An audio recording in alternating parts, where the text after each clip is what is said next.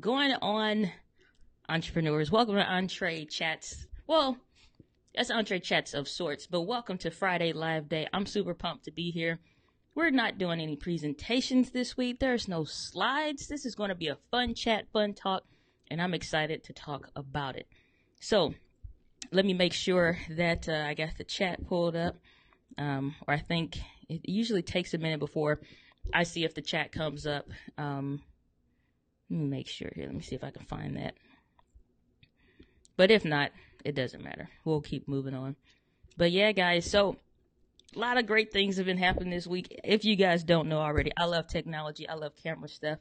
I got two of my favorites. Can't say the M50 is one of my favorites yet. We'll see. Still new. M50 and the J85.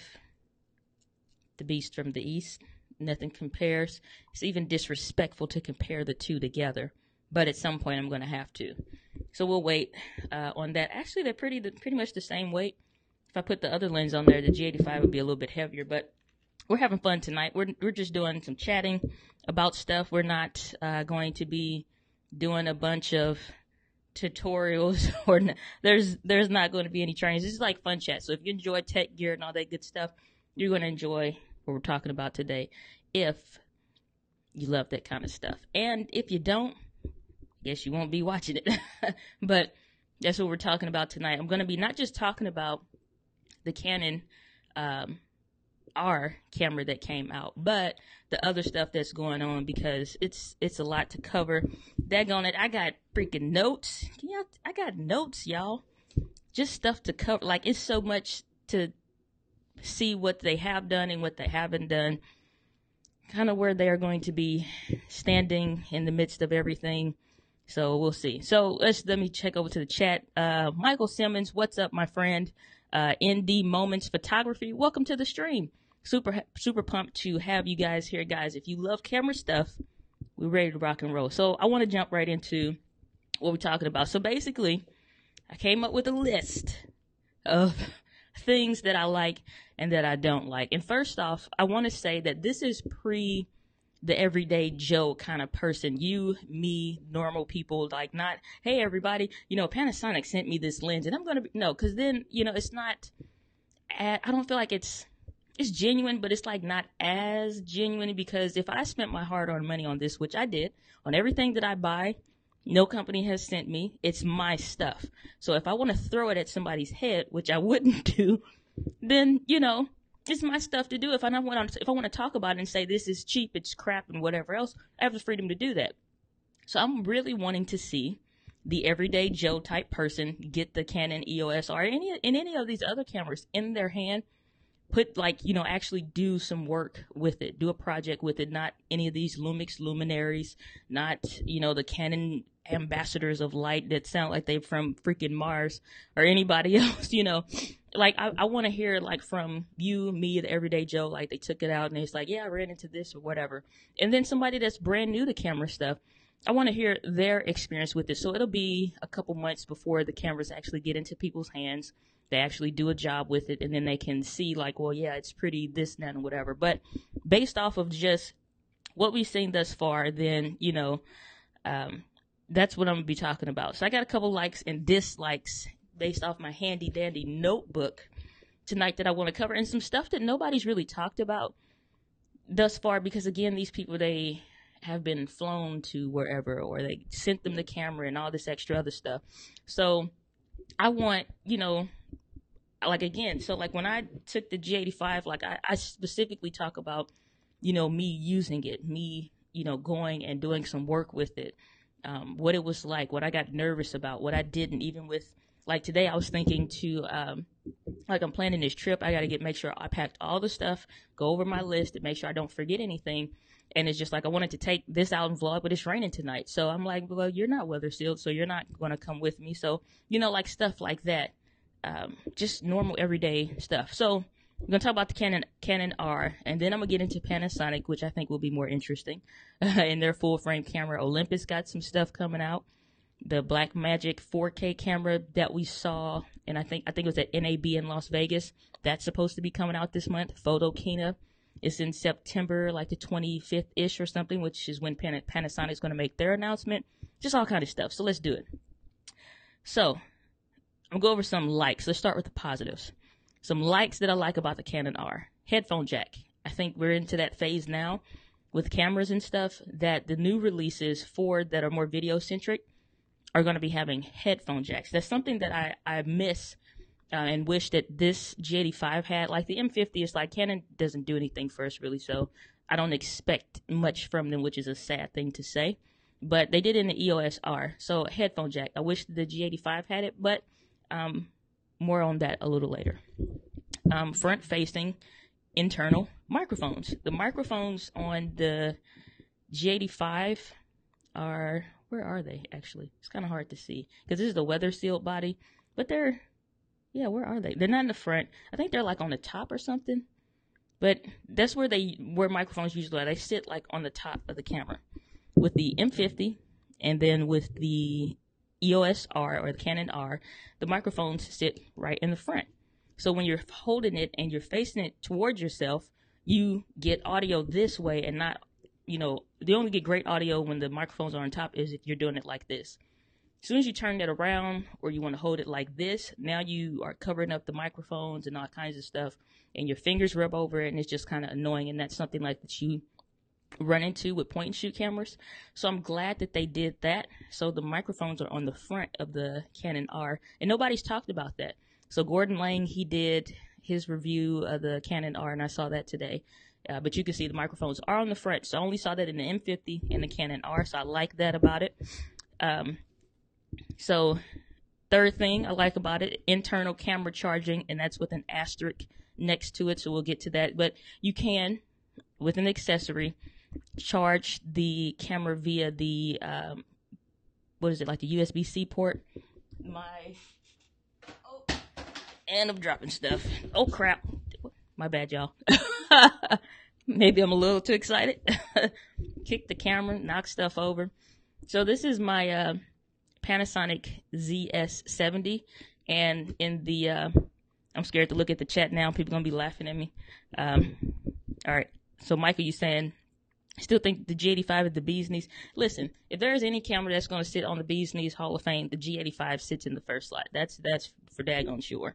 So, Michael, you said you're using external mics. I think it's still good to have external audio, or at least, multiple ways to record the audio. So, like, there's a way to feed in, like, let's say you're using like the H4n, there's a way to feed in the audio from the camera to the camera and then do like a backup audio if you have like a boom or shotgun microphone in front of people. And then, like, I always record some kind of redundant audio that's separate. So my other shotgun microphone is over there. I have the little Movo shotgun microphone that's similar to the Rode one.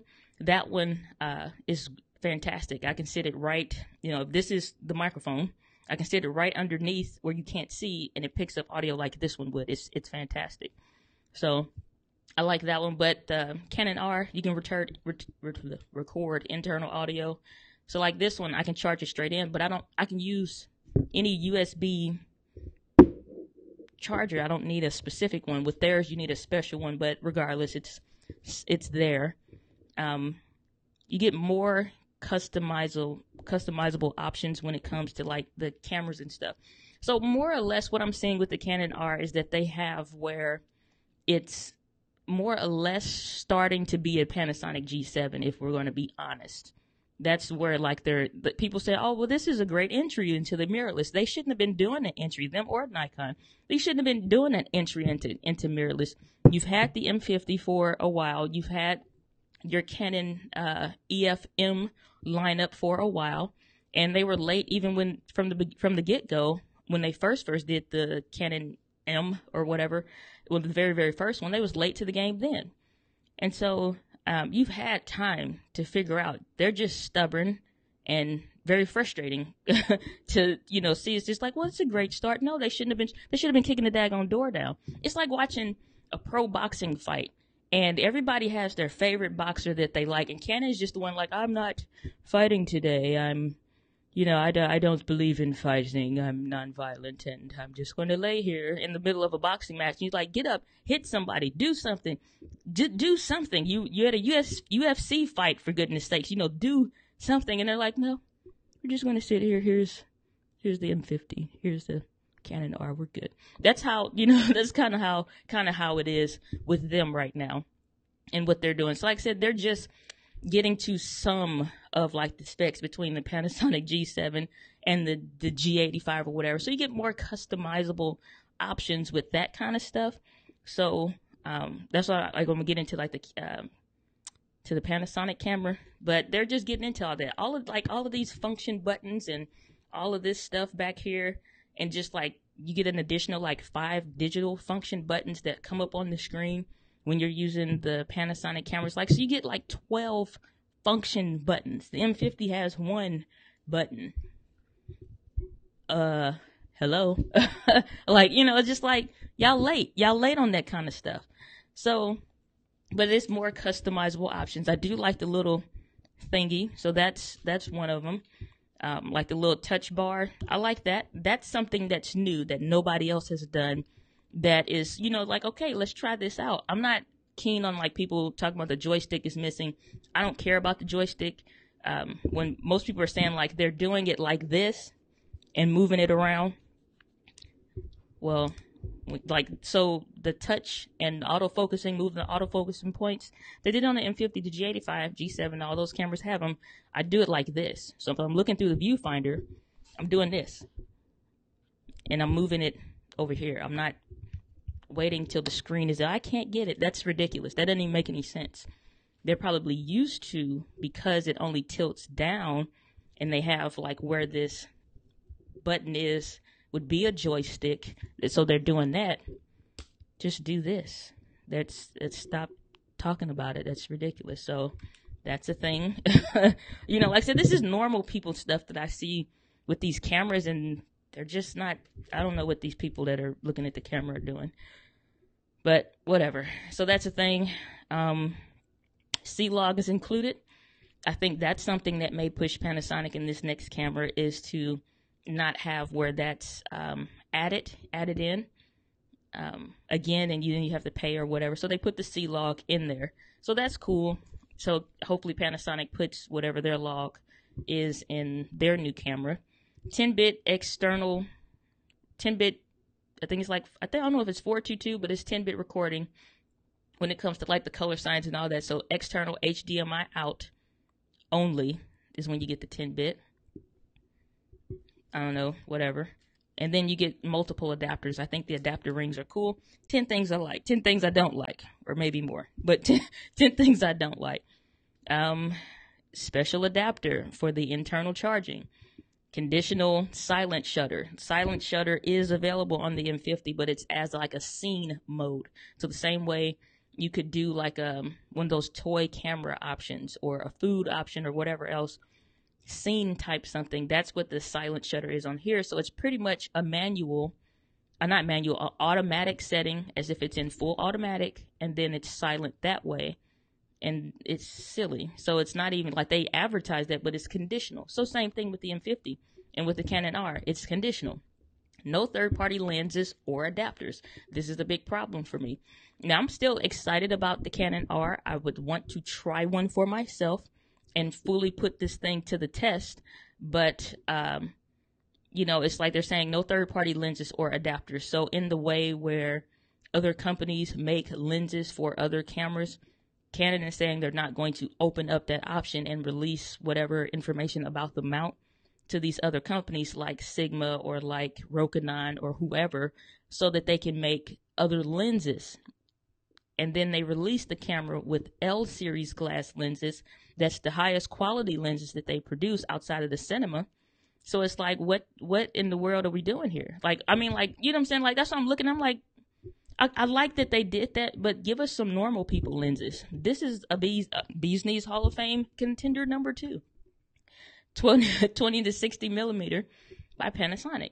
This lens by itself costs like $600, or you can get it with the kit for the Panasonic G85.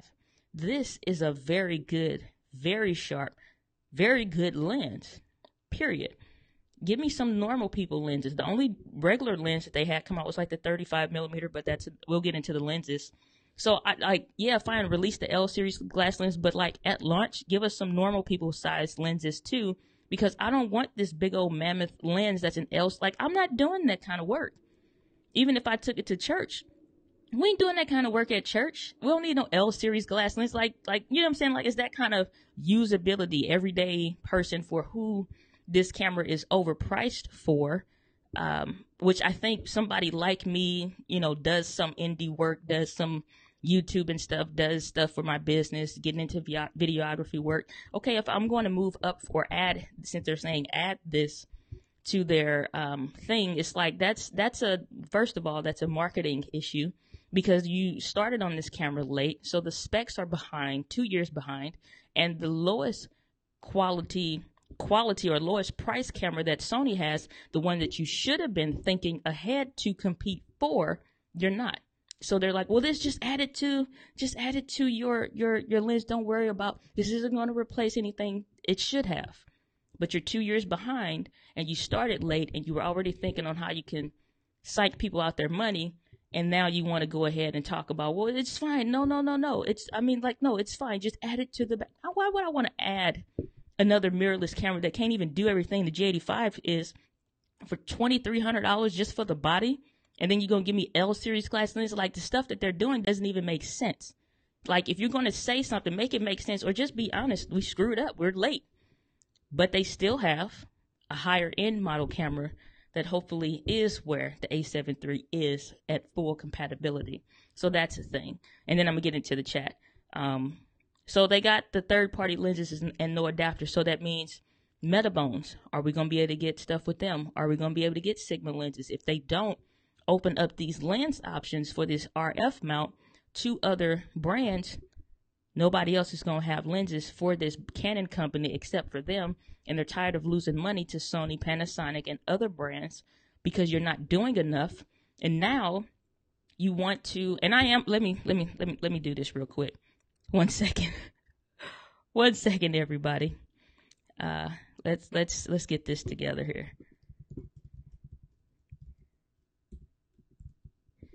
All right. So let me just make that disclaimer real quick, because I know I'm feeling some type of way right now on this one. So yeah, let's do that so we can make this make sure everybody's on the same page. Oh, Fuji Watson Vision Productions. Welcome to the stream. We are definitely going to talk about Fuji as well with Panasonic. So while we're in Canon R rant mode, just stay with me while I get through these 10 points real quick, because I'm finna go off. I don't get paid by nobody other than me and my clients and my affiliate companies that I work with, like Bluehost, like Amazon and stuff like that. But I only talk about stuff that's beneficial to my customers, my clients, and my audience, like you guys. So know that I'm not going to recommend you no crap. Just like I did the video on the M50. I'm like, don't buy their battery. Get the Big Mike's battery. It's way cheaper. You get 2 of them and a lens cloth. And it's like, what, $15 for 2 batteries, where they charge like $60 for one? No, so you know what I'm saying? Like, and it may prevent me from potentially getting offers in the future. I don't care. I get my money elsewhere. So I'm not worried about brand deals in that way. And if they don't like it and don't want full honesty, I'm not your girl. So like I said, when it comes to like the third-party lenses and all of that stuff, if we don't get like a Metabones adapter, if we don't get like something, you know what I'm saying, or focal reducers and all these other different things and other quality lenses, like just from other brands for the RF mount moving forward, I'm stuck with Canon and whatever price is, or if they come out with a lens that I like and it's over my budget or what I'm willing to spend for something like that, I either got to go get an older lens that's like the EF one and use that. So they can still come out with other lenses and just get around it. And if I was going to get the camera, I'd get just the body, the EF to RF adapter, and just use the regular Canon glass, because there's plenty of those, more than what I would ever need. I always use a good zoom lens, or usually just the kit lens, and then I'll get me a good prime. And that's it. That's all I really need. Anything else, maybe another little prime or something like that. So that's the thing. Expensive lenses. You drop this camera with an L series glass lens. lenses only that's ridiculously huge, but good glass, but you didn't do any normal people lenses or even tell us that normal people lenses are on the way. So we'd have no idea of how long it's going to be before we get new lenses. That's complaint number 4. Complaint number 5, no in-body image stabilization. You're not even competing with the G85. So go home, Canon. Number 6, and I feel like I'm going in right now. Listen, I put some rap music on, put some trap music on right now because we're in full rant mode. Complaint number 6, an old sensor from the 5D Mark IV that has a crop in 4K. It's fine if you want to use an older sensor or whatever, but take the daggone crop off, or, like, do something better. Try, daggone it, try. 4K 30p, complaint number 7. 4K 30p or 24, I don't know which one it is. It's like 30p or 24. I think it's got to be 30 frames per second because the M50 does 24. So I think that one is 4K 30. Looked on a paper earlier for Canon USA, and I want to show this to you all. So I was checking out to make sure I had all the specs and stuff right, because I also want to get into, like, for as much as they're wanting, like, for the camera, and then you have all these accessories that you have to have. I want to talk and show you guys, like, how much you're talking about for memory cards and all that, just in case you're considering it. It's still a good camera. I very well may get it moving forward in a year's time, because then it'll probably be priced right in a year. Or maybe 2, because there's no telling how long it's going to be before they drop another camera. It may be 2 or 3 years before Canon comes out with another mirrorless camera, which is probably going to be more closer to 3, because I don't think they're going to pull a Sony move. So I'm waiting for people to get it, not like it, return it, be past the 30-day period like I did with the M50, and get it for a steal. So about when it gets to be $1,500 to $1,800, that if I was going to get one, that's when I would get it, with the RF to EF adapter, and that would be my thing.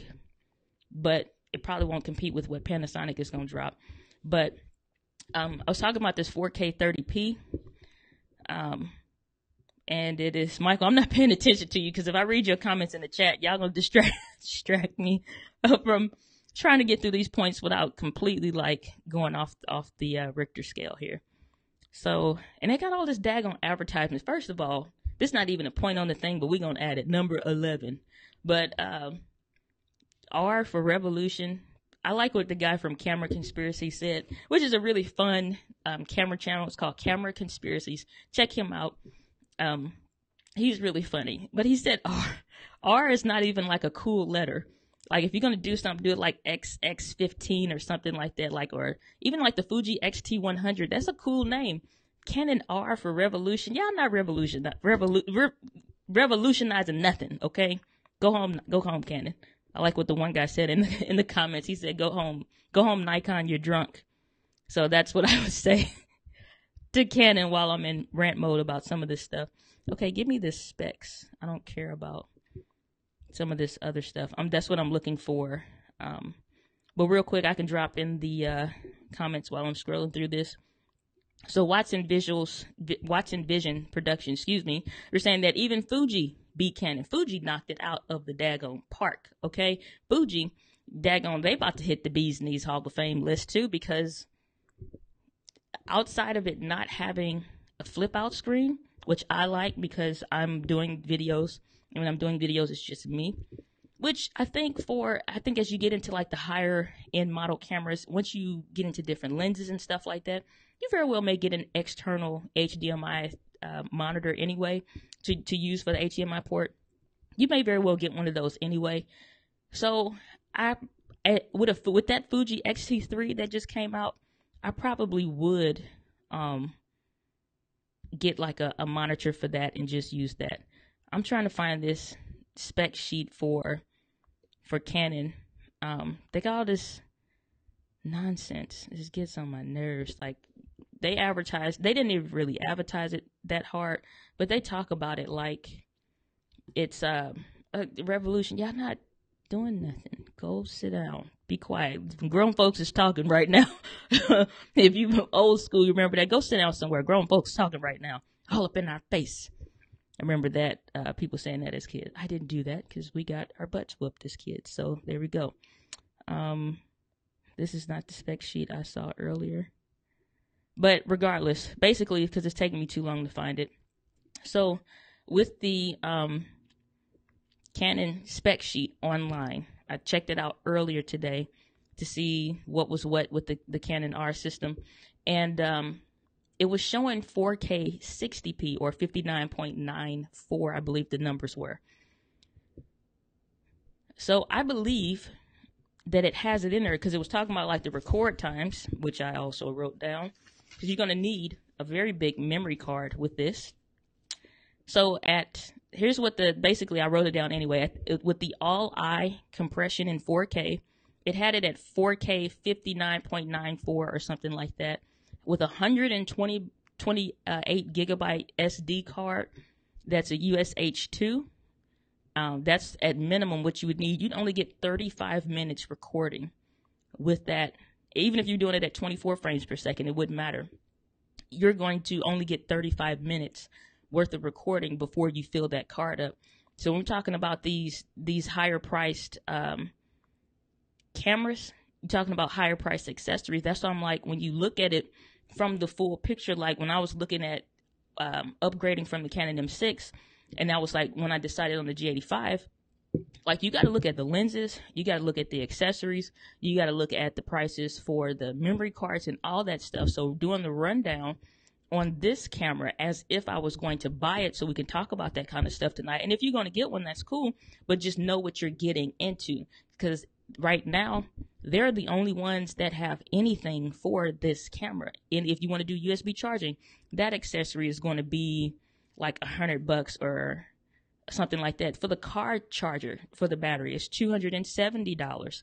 And even though other cameras have used like this LP E6 or whatever battery, it's only like with a special one, or I think maybe this newest version of one or something like that that you can do it with, or this USB adapter or whatever. It costs, I think that one costs a few $100 or something like that. You know, it's just like, I don't know. But like I said, they when you asking for that kind of money compared to these other companies, hell, I can go get me a GH5 for cheaper than what they're doing for that. Canon does a good job, but I think I found it here. But Canon does a good job for what they do.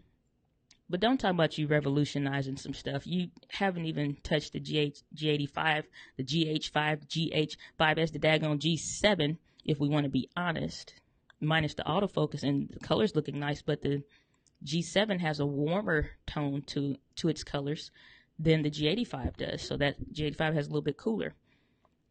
So here we go. So let's switch this over real quick. Hopefully I've cooled down. I turned the air conditioner up so I don't bust a gap here. So let's go here with this. All right. So when we get down to the specifications, and we're talking about the cards, let's get all the way to when they were talking about the recording limits. And this is just on Canon's website under the shop tab. And then it has all the important stuff listed just straight out. And you got to look for the small stuff that they don't really talk about or want to talk about. So let's do this. So here's where it's at.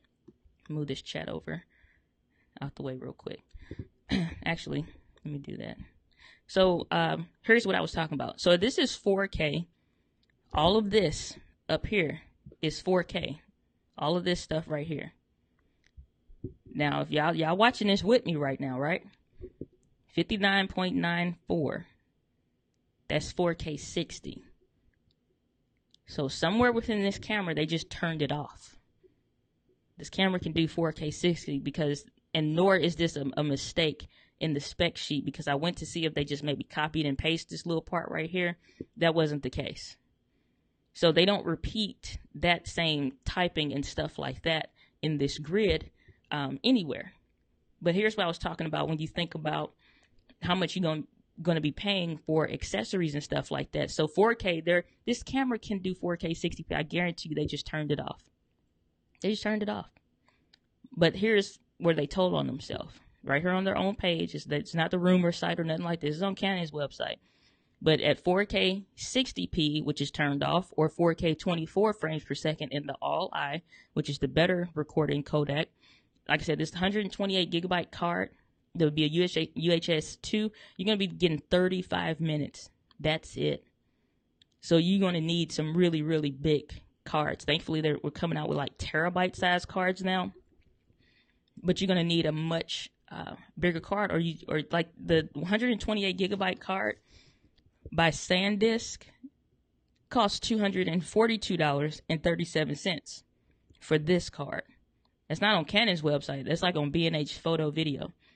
That's $240 for a card before taxes. So you're going to get 35 minutes. That's a lot of money. If you drop it down to this IPB codec that is in the Canon M50, you get 2 hours and 21 minutes on that same card. And that's at the 4K that they have here. And they give you all the megabits per second and all of that stuff. So like this right here, this IPB 120 megabytes per second, that's the same one that's in the Canon M50. So you get 2 hours and 21 minutes record time on that. For the 1080p 60 frames per second in that all-I codec, you get 1 hour and 34 minutes recording there. If you did that in IPB, you get 4 hours 43 minutes, and so far and so on. 120 frames per second, all-I, an hour 46 minutes. If they don't even have the IPB option, so that's all you would ever get is 1 hour 46 minutes. I don't know anybody that uses that much slow motion, but you use a combination of all of these. So a 128 gigabyte card is not going to really get you far, and that card costs $240 brand new. So that's what I'm talking about when you are talking about, like comparing the camera and weighing the options. You don't just buy the camera, you buy all of this stuff with it. And then I want to get off of Canon because I'm tired of talking about them. Number 8, I wrote WTF prices. So for the lenses, so there's that. Camera body only with no lenses, that'd be $2,300. If you're gonna get the camera and that L series glass lens with the kit lens, that's gonna be $3,400.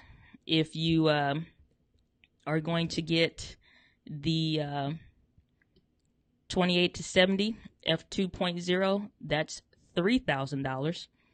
If you want the 24 to 105 f4 L series glass lens, which is the kit lens, that's $1,100. The regular people lens, 35 millimeter f1.8, $500. 50 millimeter f1.2 L series glass lens, $2,300. Battery grip, $490. The regular adapter, the one that if I was going to get the camera, the one that I would want, which is basically EF to RF, which is like the regular full frame lens for the DSLRs that'll give me on the new mirrorless body, that'll be $100. So that's really cool. The control ring adapter one, which I think is pretty neat, that's $200. The one with the drop-in filter, that's like the technology from their cinema line. If you look at the way it transitions and then you look at like a C100, 200, or 300 camera, the way when they do the internal ND filters, so that's really nice. I actually like that, and I think it commands the price for that at $300. So that's not bad. And then they did one for like the Canon M50 line, which would be a 32 millimeter f1.4. That'd be $479. That's too much because they don't even have that many lenses for this one. So I would never buy that one. I just get an adapter and use that. And if I wanted to keep using Canon, I just get an adapter and keep using the M50.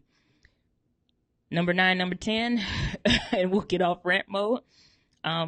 It's about £1.50 pound with just the body, the battery, and the memory card in it, which is not bad, but you're looking at a heavier camera. But I thought like the the 80D is like, that's a beefy camera to me because I got little hands. But that's not a real complaint because I think with a bigger camera you want something that is good and stern. So that's just kind of like, for me it'd be like kind of want a monopod. But then number 10, what's fun about this daggone camera? Nobody talks about the fun. This camera isn't fun. And that may be a ridiculous and silly complaint, but you gotta have fun. if I don't want to have fun using my, like I took the freaking ZS70 and I zoomed into the clouds on a cloudy day and was able to focus on the daggone clouds. It was amazing. It was so much fun. My cousin was like, oh my gosh, I'm about to get a camera. That looks too much fun. Looks like too much fun. The G85, y'all have seen my stop motion videos where I have the cameras talking or whatever, like when I was getting ready to get rid of the M6. The little stop motion animation. It's in the any of the Panasonic cameras, in the G85 and the ZS70. It's fun to use. It's fun. In my last video, I talked about the Canon M50 batteries. Panasonic has what they call 4K live cropping, and that's what you look. If you look on that video the last one I just released about the batteries for the M50, it's a slider motion. I didn't slide anything. I sat the camera on the tripod. I said I want it this big. I want the frame to start here, and I want it to end here, or I want it to move from here, and I want it to end here. Because it's 4K, it can punch in, and you have the extra resolution to get the shot. All of those B-roll shots were slider shots. I didn't slide nothing. I don't own a slider. It's built into the camera. 4K live cropping. Anytime I need to do a slider motion, I don't do that. I set the camera on the tripod and do the 4K live. It's built into the G85. The G7 even have it. It's fun to use. There's nothing on this camera that's fun. If I want to do the burst mode action, the snap video, I didn't hear anybody talk about the it may be a thing. I don't think they mentioned it. I didn't hear anybody talk about time lapse or whatever. That's fun to use. Nobody talked about the fun stuff. What's fun about this daggone camera? Nobody's talked about that stuff. Rant mode over. I'm done talking about them for 36 minutes. Oh my gosh. I will not do that again, I promise. So, let's jump into this chat, man. Y'all tell me what y'all think. Am I crazy? Am I losing it? Have I been watching too much YouTube? Do I need to go home? I'm already home. It's too late. So, so let's see. So, yep, we're in rant mode. You know what I'm saying? It's just like, so Michael's saying, I can appreciate your candid delivery. And you know what? If Panasonic sent me the camera, or Canon sent me the camera, and they're like, hey, can you kind of like talk about this and want to massage certain things? I can't massage that because nobody's going to re-massage your wallet except your work.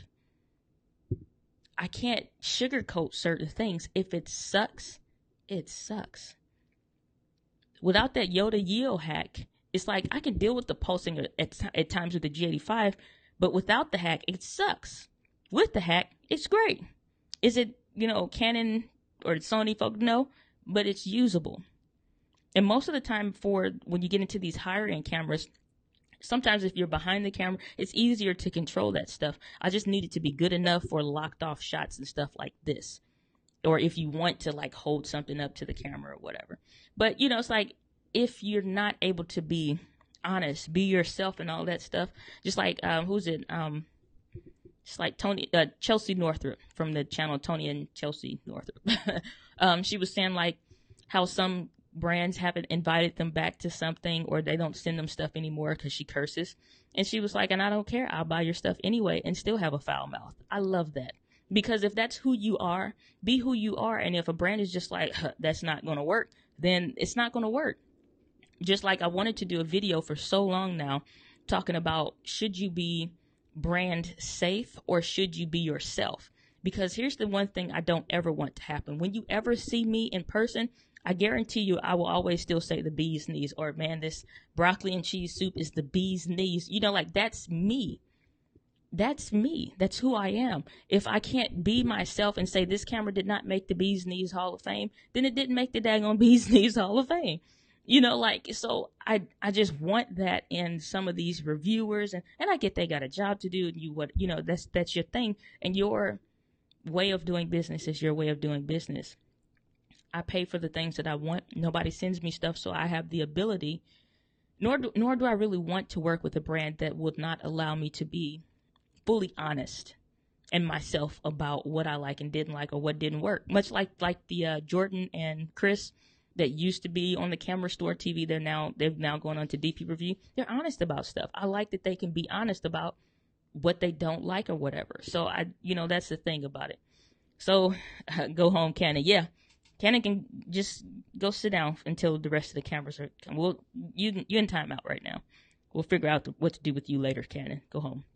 So let me scroll down here.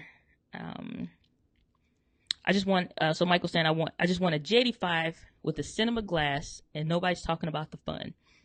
Yeah. It's like, yeah, let the camera be good, but is it fun to use? Like the M50 for what it is, just for regular, simple vlogging. It's fun. It's good. You know what I'm saying? Like it's got the time lapse. It's anything that I would do with like the ZS70 minus the stop motion animation, which I probably wouldn't do that much with that camera, even though it's in there. I don't even know if this camera has 4K live cropping, because this one does. So I wonder if it does or not. But it's not too much that Panasonic doesn't put in one camera, they don't put in another. But that's just the way it is. It is what it is. This camera with a microphone input, oh my gosh. So this has a silent mode, real silent mode. Every option is customizable. And this camera costs $300. That's why I'm like, they overdo it for what they offer with stuff. I still like the cameras, even after everything. Full rant mode and everything. I still like the camera. I just can't see, for the same money, spending the money on it. Let's move on to Panasonic, because I want to talk about something fun. And they're fun. And I rented for about 40 minutes on them, and I apologize about that. So, Panasonic. I am really excited about what they're going to be doing, because I don't think they're even worried about, I don't think they've ever been worried about Canon or Nikon, because all of the stuff that they do has always been great. There's only one thing we need right: phase detection, autofocus. Don't get rid of the depth from defocus or that DFD technology for photos. It's the bee's knees. That's really good. If you've never used one, it is really, really good. It just is not for video. That's not what we need. That's why you get that back and forth and the pulsing and all of that stuff. We don't need that for video. We need the phase detection. Figure out a way to do phase detection. Hell, you can just re-release the GH5 with phase detection, and there you go. Good night Nikon, good night Canon. And Fuji is competition, legit competition. I don't know if y'all saw that camera, 4K 60p, no in-body image stabilization, but as long as it's decent digital image stabilization, that's fine. But I don't know if it is, but that's a thing. 1080p, 120 frames per second, I believe. Let's check out B&H and see what they have for us. But I think it is. Fuji, if I was a Fuji shooter, I'd be so happy. They take care of their people. They care. Do you care about your people? Canon doesn't give a rat's potato. I want to see what they're going to do with the other thing, but people are already talking about, and I think people are going to buy it regardless, but people are already talking about waiting until the next Canon camera comes out, whatever the replacement camera would be, just because they don't like this one that much. I think people will still get it anyway, but one thing that people were talking about was the fact that it's a stop-gap camera, meaning that it's just meant to stop people from going from Canon to Nikon or Canon to Sony for real, and Canon to Panasonic. They just like, okay, here's a mirrorless camera, 4K 30, shut up, leave us alone. That's pretty much what this camera is. It's not built for any one specific person, because the pricing takes it away from people like me. The feature takes it away from indie filmmakers that really want to go hard and have way more than they would use on a regular basis, but the options are there. And that's really all it is. People are asking for you to take their money in this world. And that's the thing I find most fascinating with this videography, cinematography, and photography world. People are asking you to make what they want to give you the money for. The videos are out there. There's no excuse. So I don't give them any slack about you know, that kind of stuff. But here's what we got with Fuji, who are doing the daggone thing. So this X-Trans sensor, backside illuminated, is a really nice one. So we get the 4K 60p, their log, F-log 10-bit out, phase detection, and let's see here. It's weather sealed, so that's cool. I wonder if they talk about anything else. Specs. So, like I said, this is on B&H. So SD card slot. I don't know if they did the dual card slot, and I didn't even put that as one for the Canon one. I'm not really too worried about the dual card slots because every camera I've had is a single one. But I think moving forward, it is something to like move towards. It is something that you should want. And Michael saying Fuji on a tripod is excellent. I agree. You know, it's not that big of a deal. So 100 megabits per second, you're still getting. I think the J85 is that one. So you're looking into that kind of stuff. So 4K, they're doing good, doing good. And so they give you a 4K crop, the 4K full sensor, readout one, the 1080p at 24 and 60. I don't see. I think that's it. Yeah, 120 frames per second. So they did do the 1080p 120 frames per second. And the 30-minute recording limit. I don't know if there's any recording limits on the 4K video. But that's the thing. 11 frames per second. That's kind of where people are with their shooting. I don't care about photography stuff for real. So, and I don't know if they have any fun stuff in the camera either. Like, you know, just extra stuff to have just for the sake of having. But that's pretty much it. On the Fuji, the beast from the east, that is going to be some real competition. And then while we're here, Panasonic's full frame camera it's going to be announced. Well, we don't know if this camera is going to be announced on September 25th. We just know a camera is going to be announced on September 25th at this Photokina event. I think it's in Germany. And the camera is going to ship in March of 2019. Hope they can fill all those pre-orders. It's not going to have the Leica SL mount. So this little L in the corner, if you guys don't know, is their relationship with Leica, which I'm really wondering with their relationship with Olympus, who's supposed to be releasing a camera, what that's supposed to do. It's just that we don't have any specs for this camera. It's just a rumor. Most of these rumors probably are leaked by the companies anyway, but that's all we know. And honestly, a GH5 with a full sensor readout, I wonder if they would do like a 6 or 8K downsample, and I think that's kind of where they're going with that. You know, you take that full frame sensor, they probably need to be a little bit bigger or some kind of a wider body maybe to get their stabilization in there, because this is touching the edges, which somebody just did a demo or a mock-up of potentially what it could look like.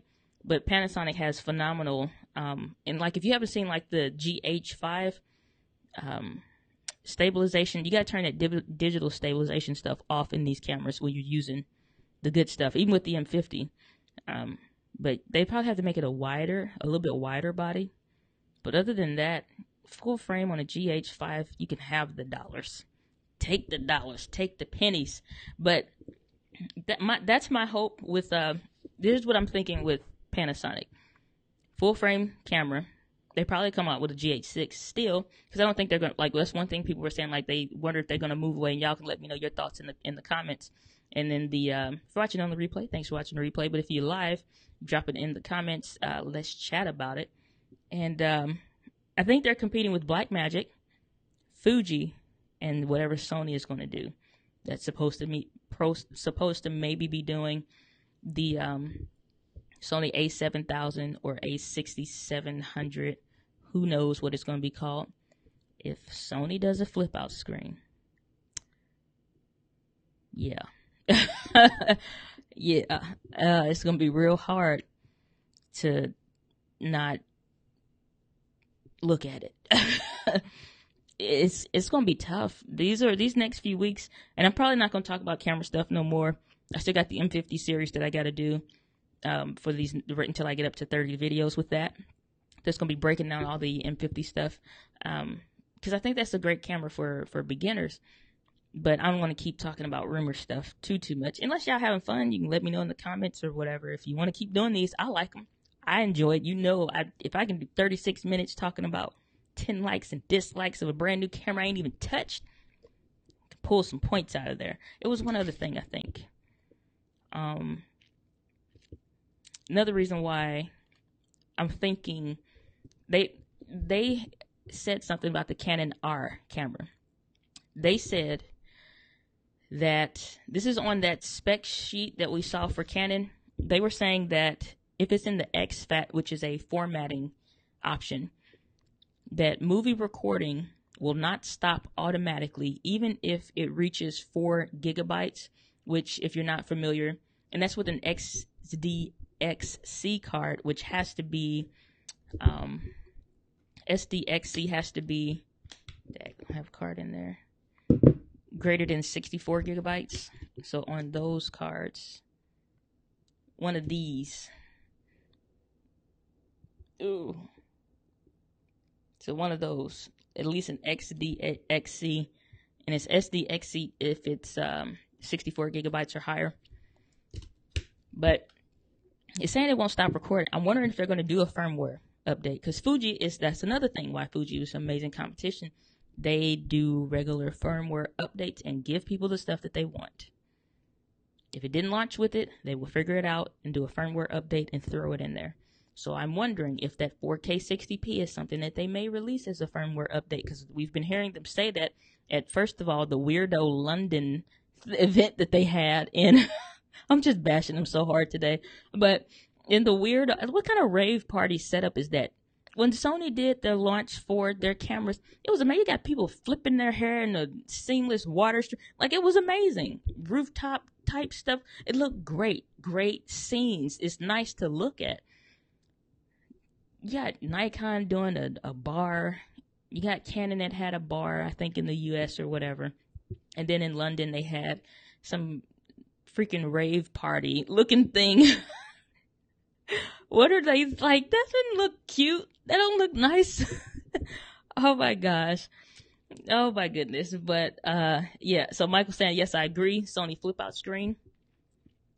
If they do, listen, this is all they gotta do. Boom. Boom. Please make Canon redo that R and do and it'll push Panasonic too to like make sure that because Panasonic is aggressive. Canon just lays in the ring, and I'm waiting for somebody to kick them in the teeth and make them get up and fight. For real. I just want the competition to keep going. Not because we need all of this extra stuff. It's like, you don't buy a big screen TV because you need to see that much. It's because you want it. If the people are saying they have money and they want to give it to you, they're going to sell it to them. That's why I was talking about in one of the other live streams that I did about creating digital products online. However many buy buttons that you have is however many times people can buy something from you. You know, it's like, if people are saying we want buy buttons for this thing, give them a daggone buy button. It's, you know, it's just like, so I can't understand everything of what they want to do. And everybody talks about their cinema line cameras, and that's garbage. If you honestly ask me, it's garbage. Sony has cinema and pro line cameras like that. FS5, FS7, I think it is now. Panasonic has cinema cameras. The EVA1. Blackmagic has cinema cameras. Their Ursa Minis. Y'all not the only, you know what I'm saying? Like, that doesn't make any sense. So that protecting stuff makes no sense. Here's my thoughts on that. And Michael's saying, why is it so darn hard? You know, it's just ignorance. And I say that, like, not because they're truly ignorant, but they're just being ridiculous about it. And here's the thing. Here's what they don't get. I just pulled out already on this little stream in the YouTubeosphere 3 cameras: a point and shoot camera, an M50, and the Panasonic G85. Why do I need 3 cameras? And I've owned many more in the process of finding the right ones for the right things. And that's what they fail to realize. Even people like me, like you, buy multiple cameras because you want them, because you like them. It's nice to do a video with multiple angles. It's nice to, if like for this trip, and I gotta let's see how far we are. 54 minutes, yeah. So we're probably gonna wrap up in a few minutes, unless I got Q&A questions or something like that. Make sure you hit the like, love, and the I like you, Diana button. I need a button to just like right there, but hit the like button, and because we're gonna do Q&A. If anybody got any questions, y'all want to keep it going. But I gotta make sure I'm packed up. I got everything that I need. I'm getting ready to do this huge trip. Vlogs will be coming to the channel just for that series. I usually vlog on Instagram TV, but so I can get more in the frame, I'm going to just do a regular vlog, upload those here. So it'll be a couple days to get plenty of footage, B-roll, and then do the vlog. So expect a vlog in a couple days. Let's just say a few days. So I got time to put all this stuff together. I'm going to this huge event. I'm so excited. Oh my gosh, I'm so excited. It's going to be great. It's going to be great for me. It's going to be great for y'all because the content, I got interviews lined up. We got the event information. We got all the stuff that I will learn, bring back to you guys. Of course, I can't share everything. I got VIP tickets. And let me tell you something. The speakers are going to be off the hook. But, you know, it's like when it comes to, I was talking about the cinema line cameras, all these different other companies. If Panasonic wanted to protect their EVA1 and all of that stuff, they wouldn't be releasing this stuff. If Sony didn't want, you know, if they wanted to protect their line, they would not be doing, they would never have done an A7 III type camera at that price. Never.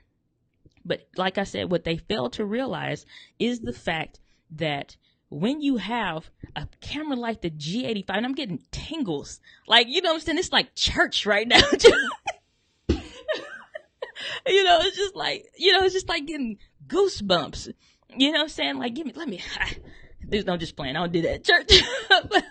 but, you know, it's just like, when you are into a thing, whether it's for hobby, whether it's your work, whether it's your thing that you like, I cannot wait for everybody to start jumping ship or doing whatever or getting extra cameras and selling off their stuff so they can get these. Because I want me a GH5. Yeah, they just did a firmware update trying to make the autofocus better. And they will probably do another one maybe or something like that if they figure out anything else. But I can do great things with that GH5. I can do amazing things with the G85. So please, get rid of your GH5 cameras so I can get one for like $800-900 for a steal. It's only like maybe $1,200 now. And that's just, I think that's brand new. So I could get one used. So you mean to tell me like y'all trying to protect the cinema, like I'm not giving Canon or Nikon doesn't even have a cinema camera, so they don't have an excuse. So you go sit down and go sit in the corner because grown folks is talking. And then Canon, y'all being ridiculous. Here's what, again, another thing that they fail to realize is that as I am able to expand, have more options if I'm like a full-time videographer, okay, or photographer or whatever, indie filmmaker, whatever. The better cameras that you continue to release, you keep me in your framework and your system long term. I'm not even ever considering jumping ship because you do too many of the right things, as are many native Sony users. And I don't think anybody's really like a true native Sony user per se, because most of them were using something else before, but like they're in it to win it now. So your Sony native users, I'll say that now, but they're not looking to change because you give them all the stuff that they want at every specific level.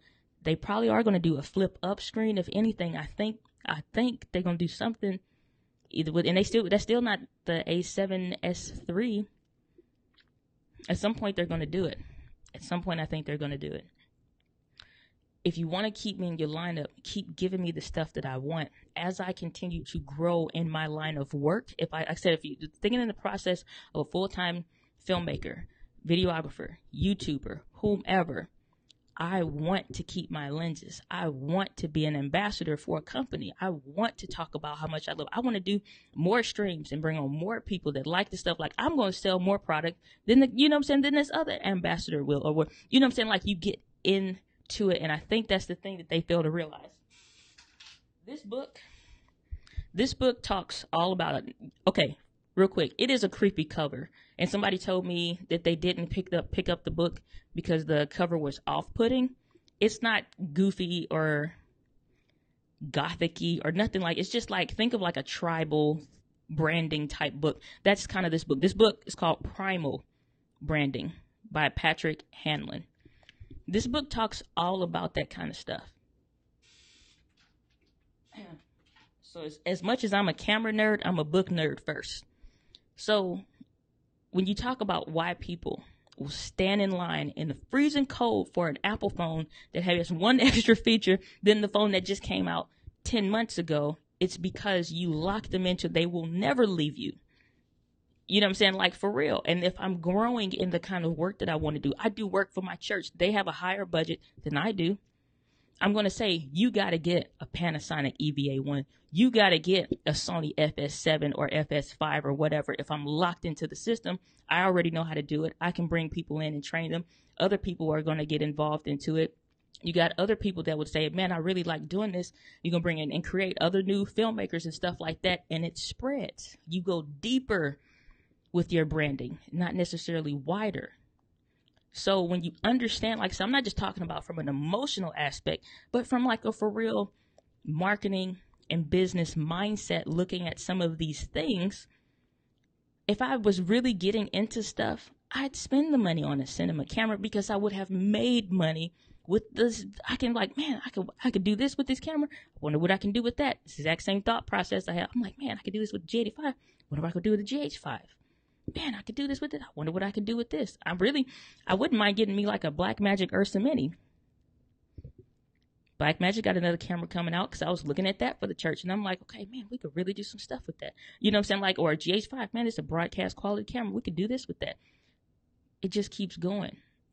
That's where Canon drops the ball. It's not just on giving us the stuff that we want on like that entry level stuff. It's like giving us so that you create a trajectory and a line and some kind of projection for growth. I will get to the point to where I can get the L series glass lens if I can work with this other stuff. But if ain't nobody able to do fully what they need and get paid, which is the name of the game at the end of the day, you ain't gonna never go be able to afford that other stuff. So stop playing like you care so much about that cinema line. Hell, get people to be in the theaters to win the filming project. And yeah, story is everything. All of that stuff matters. But the gear helps too. It's a weight lifted off of you when you don't have to worry about stuff. When I don't have to worry about, like, I did an interview with a couple and I did some marketing stuff for them. I'm doing some other stuff with a friend. I tried it with the M50. It worked out good. But when I'm doing like hardcore stuff, I'm using the G85 every single time. No questions. And when I could sit and look these people in the eye and ask them specific questions, I'm interviewing them, I'm capturing their story, I can specifically be candid and fully aware and not just ask the stuff that's on my paper to ask and get that interview so deep because I don't have to worry about, dag, did the battery go out? Dag, did the recording stop at 30 minutes? Or we getting close to 30 minutes? Hold on, y'all. I don't have to break the flow. That's why it's like when you don't want to pay the tax, pay the daggone thing. You know what I'm saying? That's why I was like, I'm looking at GH5 for unlimited recording for, you know what I'm saying, for the G85. Like, you know what I'm saying? Like, they got to think long term, not like this short term stuff or whatever. So, yeah. Whew. All right, Ty's basket is going around. Leave it. I'm just playing. I'll just play. Okay. Let's go to the chat real quick because we had an hour, a little bit over an hour. And like I said, I got to make sure I got all my stuff together before I leave early. So, let's see here. Where am I going? It's a secret. So you'll see it on the vlog. Just stay tuned for the vlog. It'll be coming out in a few days. Yeah, man. The Panasonic just does it for me in so many ways, and they have good good menu systems. They have good colors. They have good lenses. They have a good interface. It's easy to use. It's fun to use. It's great. You know what I'm saying? Lenses, like I can do so much on a Panasonic G85. And I checked the prices today. Let me tell y'all something real quick. Let's go to church up in this piece. That's what we're going to call it. Look, y'all got me playing in here tonight. So here we go. Watch this. They shouldn't give me so much technology.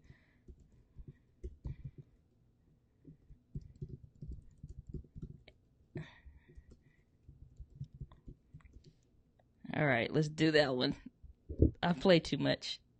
But this is me in real life, so I'm literally this goofy. Let's go to church mode. So here we are. What's up, Alex Miner? Thank you for your help with the lighting and all that good stuff, my friend. So let's do this real quick. Where are we at? I want to see about the Panasonic. I think I was on Amazon earlier. Because you can't tell me you want $2,300 for the body only, and Panasonic throws in everything in the kitchen sink, 2 weeks of Mary Made, a free shoe fitting, custom made leather, just whole thing. You can't tell me. Like, get out of here. So let's see here. Let's do this. So J85, brand new, $797 on Amazon. They got it used at $738. What in the hey, Arnold? So Alex is saying, I've seen the J85 with a kit lens as low as $550 on eBay. The lens itself costs $600. So you can get the camera for free. Buy the lens, get the camera for free. Rare occurrence. Okay. Hey man, it's happening though. It's happening. People may offload their G85s just so that they can get the new Panasonic camera, whether it's a GH6, a G90, or this full frame camera. But this is crazy. Like, that's what I'm like, drop them GH5s, because I'm surely going to pick one up. How much is the GH5 going for? Let me see here. Let me throw this back over here. So, I mean, like, when you talk about just how much this stuff is costing, you want $2,300 for the battery. Nobody else have access to your lenses. Nobody else have access to any of your stuff. Like, get out, go home, go sit down. Grown folks just talk. So we talking about Panasonic now. Go home, sit down, Canon, real quick. We talking about some stuff. They ain't gonna never make me an ambassador. Oh man, I'm having too much fun. All right, so you look at the GH5, $1,600. The A7R3 goes for $1,998 right now. So you didn't even beat what's already out there. You know what I'm saying? Like, it's just getting sad. It's getting sad. But like I said, they call it a stopgap camera. They don't want people to lose interest in Canon and just stay with us. We'll get up off this floor while Panasonic and Fuji and Sony kick us in the teeth at some point. Golly. So let's go to the chat real quick. Melbourne Foodies, welcome to the stream. Black Magic, Black Magic Pocket is better. Yes, it is. I like those cameras. I'm excited that they have. That's one thing that they are doing weird is you're not seeing enough of people using it, whether it's an ambassador or whomever. Like, you're not seeing enough. It's just like quiet. Like the camera's supposed to come out this month.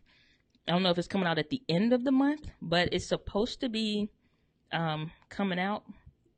Man, so Michael saying, I love the Micro Four Thirds platform. It's gonna be fantastic. Like, these next couple months, if you've never owned a camera, you want to upgrade a camera, it's gonna be fantastic these next couple months, because you got all those Micro Four Thirds lenses that's gonna be going out. You got people that's gonna be selling stuff at a loss simply so they can hurry up and offload it. The G85s, GH5s, hell, GH4s are gonna be dropping like flies. If they have any G7s still floating around, those are gonna be dropping like flies. Excuse me, pardon me. I'm just waiting to pick up a GH5, if I'm being honest with you. Canon is nice, but can I get a GH5 in the house with a lens? So I don't think Micro Four Thirds platform is going anywhere, because it's so good. And like I said, I wonder if Olympus would get in on this mounting thing with the lenses and stuff, the same way they did with the Micro Four Thirds. Because to my understanding, it's been about 10 years now since they've, I think, the Micro Four Thirds platform has been together. I wonder if they would move into full frame together. That'd be interesting. And that would guarantee us maybe excellent stabilization, because both Panasonic and Olympus have really good stabilization. And that's the thing. And that's another thing. Like, I was thinking about the Blackmagic camera that came out at NAB. I don't remember the specs and all of that stuff now. It's like, so, it's just like, it's not been enough talk about it for real. Like, these other cameras are coming out right now. They should have been saying, like, it's coming out, whatever, shipping this date or something like that.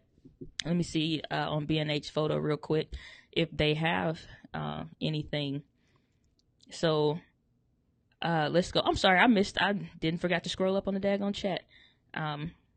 So 12 to 1300 is the lowest you've seen. Alex, do you mean for the GH5 for $1,200? Shoot. Let me rearrange a few dollars. GH5 for $1,200? Golly. Man, it's incredible. It's incredible. So Michael saying Griffin Hammond did his I guess you mean like boom shakalaka vid on the GH5. Griffin Hammond he seems so laid back and just like, well, yeah, I just did this, and it's just like he makes it to the Bee's Knees Hall of Fame for the creators. He makes it to the list. And shout out to Alex Miner. Y'all go check his channel out, because he got into, and yes, Alex, I do watch your videos, got into a, what do you call it? Got into a film festival. And it looked really well. And guess what he's rocking? G85. So check that out. He did a vlog on it during his I Hate Vlogging Challenge or whatever. So check that out. So Seb, SEB version, or SEB version, hope I said that right. Canon shooter equals a beta tester. And that's pretty much, I think they're just relying on their diehard fans. They're relying on their DSLR shooters to finally convert over to mirrorless. And this is like, okay, here's a baby step into mirrorless. Like, you're good. You need to get used to how things are done over here, kind of thing. And maybe the pro version will be what we need. Maybe not, hopefully it's up there. I don't know. They have time to fix it though. Nikon released theirs with both at the same time. Canon is doing one, and then they'll do the other one later. So we'll see what they do. But yes, you are a beta tester if you're a Canon shooter a little bit. Love the GH5. Michael saying, current rumor is Olympus is announcing a new Micro Four Thirds sensor at the beginning of 2019. And since we have 43rumors.com available on the computer right now, I did see that earlier. So here's what Alex was saying in the chat. So let's head on over. So let's see here. So yeah, so announced at the end of January, it'll be a new Micro Four Thirds sensor. So I wonder if Panasonic is going to do maybe the G90 on this new sensor with Olympus, and they'll keep doing their thing together, but they still want to get into full frame, because they already have, again, that EVA1 thing that uses, I think, this like a Super 35 type sensor-ish thing, if I'm correct. And you can let me know if I'm not in the chat or in the comments or whatever. But it's going to be a high-end model, and they can get their name, OMD EM Mark 1. Like, who the heck is going to say all that? Like, everybody's catching it today. Shoot. But, OMD, I remember I was trying to figure, like, because I was looking at Olympus initially before I got the J85, and I'm like, what? I don't even know what camera I'm looking at or looking for. I'm like, okay, what's the $500 to $1,300 camera? Like, what's the names? And then OMD EM Mark 1 2739. Is this, look at this, is the Pythagorean theorem or the numbers for pi? What are we doing here? I don't know what numbers to look at. I'm confused, Olympus. I'm confused. Get this together. You're in trouble too. Go sit in the corner. Everybody's getting in timeout today. Shoot, but they stuff is good too. Yeah, so Olympus, that'll be cool. That will be cool to see what they do. A lot of fantastic things happening in the world of cameras. If you never had a camera, you will catch one at a still. That's an amazing camera. no matter what it is. I've said all I said about all these camera brands tonight. No matter what camera that you get right now, if it's at least 2 years old or so, even 3 years old, you're going to be getting a good deal for a steal with good lenses, and it's going to be great. It'll get you started. It'll be wonderful. And that's the thing I'm most excited about our community and for our community is the fact that if you don't have a camera, if you were working with limited funds, you'll be able to get one. And I'm seeing that Amazon has opened up payment plans within so I think it was like the GH5 when I was looking at it earlier. They were saying that you can break up that $1,500 or $1,400 price into, or what was it? It was one of the cameras, whatever. But you can do it into a 5-month payment plan and break it up. I don't know how that works. I can't recommend it because I haven't tried it, and I like to pay for stuff like just straight up. But for the first payment of like $160, $180, you could finagle your finances and get things together to be able to afford that on a monthly basis. And if you got these cameras continuing to drop in price as the new stuff comes out, you'll be able to get so much value for such a low price. It'll be pathetic. So Seb Version saying I like their stuff. You mean Olympus? I think Olympus is nice too. I just got a friend that got into Olympus cameras. Really just bee's knees quality. Like it felt so good in the hand. It was about the size of an M50. I think it was the M10. I think it was. And you can help me out with that if you can. But it was about this size. Like this one, it has a matte, but it's a plastic finish. If you can hear that, but it's nice. I don't know if it's weather sealed, but it was nice. And it just felt quality. It felt like quality, seriously. The knobs, the buttons, the dials. And she's a brand new camera user. And she was just like, yeah, I was thinking about that. And I'm like, hey, you need to get into mirrorless, period. To traveling and stuff like that, and something she can throw in her purse. You need mirrorless. And so again, that's that other factor that Canon mentions. I can't recommend her the M50. What's she gonna do with that? You know what I'm saying? Just like so. It is what it is. So, Drew T. Gat 2. Welcome to the stream. All right. Very disappointed in what all of the camera manufacturers have done so far. So, would that include Sony and Panasonic and the Fuji X-T3? I really want to hear what you think on that one. And then what maybe disappointed you? Because I think everybody misses something. And I don't know if that's on purpose, but I know it's not that hard for them to figure out what we want, but just let me know. And that's for anybody too. What were you disappointed in? Because by golly, I had my list. If you missed the stream, the replay has 36 minutes of a Canon R rent. All of that stuff.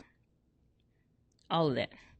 And so another thing, so if you just saw when I put the paper up, and then that's the web camera, and then how it just kind of harshly adjust the exposure. It's a web camera. It's $50. So and this is the Logitech C920. It's a great, this is an HD web camera. It looks great. I had to turn that light off in the back, like I did last week. I had it on. Last stream I had it on. This week I had to turn it off because it's all jacky. But the XT100, which is why I didn't get it. If you watch Lock Chang, which I really like, Lock Chang, it takes a minute to catch on to his dialect and his, I don't want to say issues, but just some of the different wording or whatever. Once you catch on to it, it's fine. It's like knowing somebody from the South. And I lived in the South for a few years, so I know. But the same way it was just kind of it takes a while to come down for the exposure. That's what I saw with that Fuji X-T100. So I think their next iteration of that camera should be good, but that's what I didn't like about the Fujis. It was dropping on. I'm like, oh, no, that doesn't even look right. Panasonic doesn't do that. Canon doesn't do that, even on an M50. So that was my thing that kept me from going to Fuji, and I'm not familiar with their lenses and stuff. They came out with some nice stuff. So Michael's saying they need to name it the Diana EX 2020Z. Let me tell you something about the Diana X 2020Z. We're going to have this is what that camera will be. Okay, Michael, we're going to sell this camera for $1,600. Okay, this perfect camera. Y'all ready? Is you ready? It comes equipped with an equivalent 12 to 60 millimeter lens, same length like this one, okay? Fully articulating screen, fully touch screen, okay? Not doing a joystick neither. I don't like that either. You can touch on the screen. It's great. It's just like a smartphone, okay? G85 type body style, good grip, okay? Full frame. I don't need full frame, but people like full frame, so we'll do it. Full frame, just like the G85. EVFs are usually good. There's nothing to complain about these days. 4K, 120 frames per second. We're shutting everybody down. 120 frames per second, 240 frames per second at 1080p. 720p is not even in the camera. We're getting rid of it, throwing it away. Stop motion animation, 4K live cropping, time-lapse feature built in, and in-body image stabilization. You're welcome. Vote for me for president for 2020. That'd be what if I was like, they'd have to fire me as CEO because we'd spend the money. We'd take it at a loss just because a camera like that, everybody's dropping everything. You're going to sell your shoes to get that camera because you're going to get like 2 or 3 of them. Do it matter? You got the technology. Do it matter?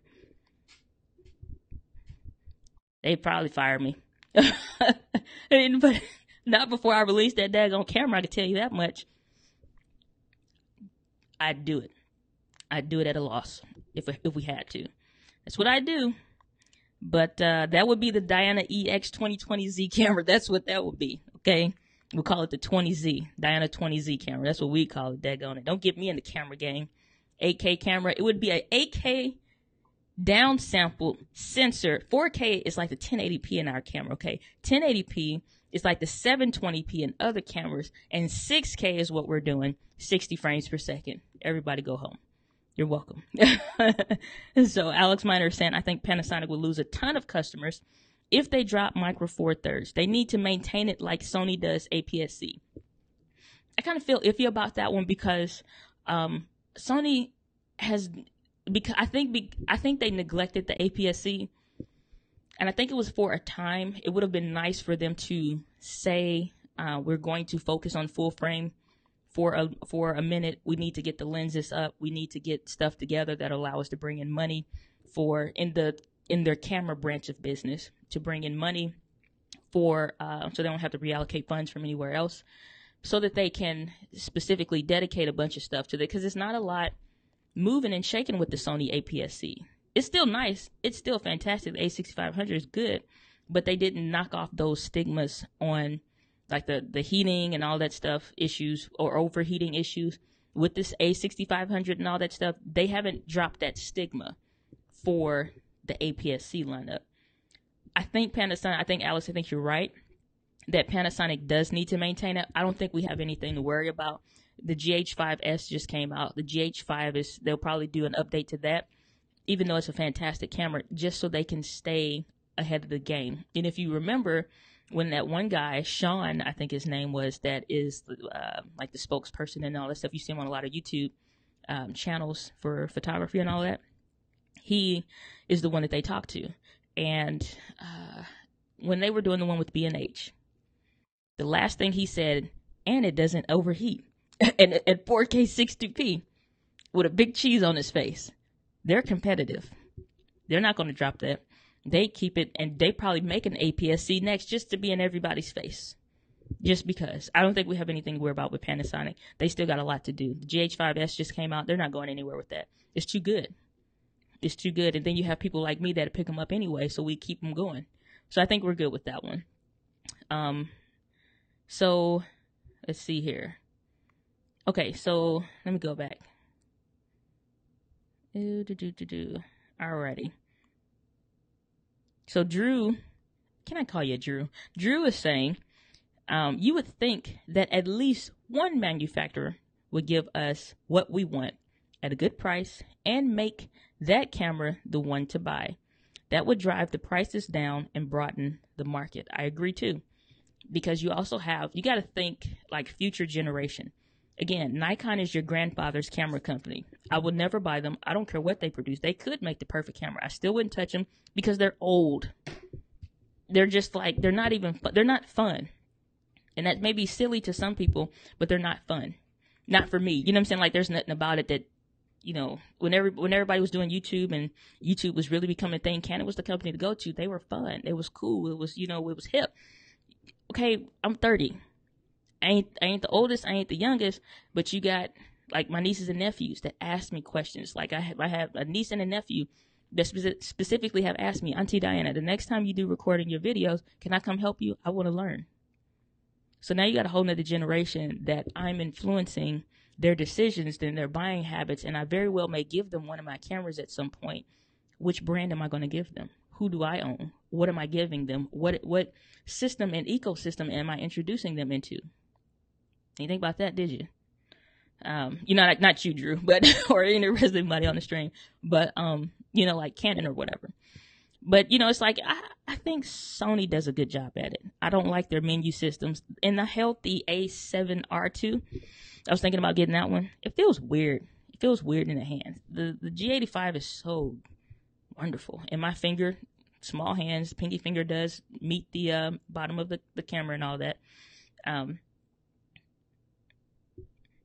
Feels good in the hands. That Sony camera did not. It just felt like, ugh. You know, just, I don't know how to explain it, but it didn't feel right. Feature set for a professional, and that's all that they do. That may not be a thing for them. They'll deal with it. It's on a tripod. They don't care. They'll get used to it. I don't like the systems. The lenses are pretty pricey, so you need to be in something that you have in a good cash flow to be able to afford those lenses or finance them or whatever you got to do if you put it on your business credit card or something like that. That's a whole nother conversation. But you would think, Drew, that, you know, these companies would do it. And I thought Canon would have did it or done it or whatever. I think they should have done it. They, you know what I'm saying? Like, keep the cool factor. And that's like the thing, like if you ever watch that movie, The Social Network, that talked about the creator for Facebook, Mark Zuckerberg, and his partner at the time. The one thing that the character that Justin Timberlake was playing is that don't worry about ads right now. Just keep it cool. Like, keep the cool factor. I was one of those few first people that you had to be invited by somebody that was in college, that had a college email, to be on Facebook in the early days before it was a thing. MySpace was still the hot topic of the day. Facebook was just like, whatever. You know? And now it is, if it was a country, it'd be the third largest country in the world. That's how many users that they have on that platform. You know what I'm saying? But that was the thing that he talked about in the beginning. If you watch the movie, if you haven't, I encourage you to watch it. It's called The Social Network. It's about Facebook. And he was saying, keep it cool. Don't worry about ads. Get the user base. When you bring the people that the advertisers want to reach, when you bring the people there, they will come to you. And that's what, you know what I'm saying? Like, that's what happens. So now we are inundated with so many daggone ads. Right now, here's the little future talk. Expect Facebook in the next 12 to 36 months to potentially release a $5, $7, or $9.99 type paid version that reduces the ads and further customizes your ad sets. Expect that.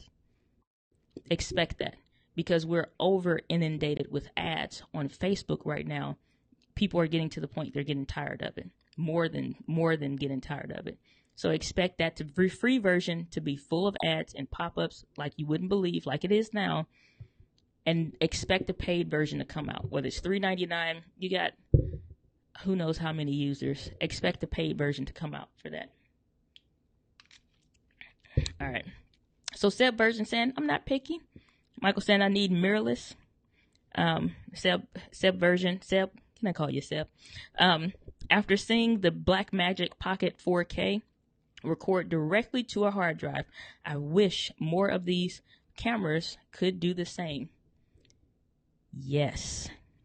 That's some whole other stuff. And I think it's in the other room. That drive that they were using, that Samsung T5. Woo! Yes, get that if you don't have it. Even I don't care what you do. If you only part-time, that is incredible. I use that every day.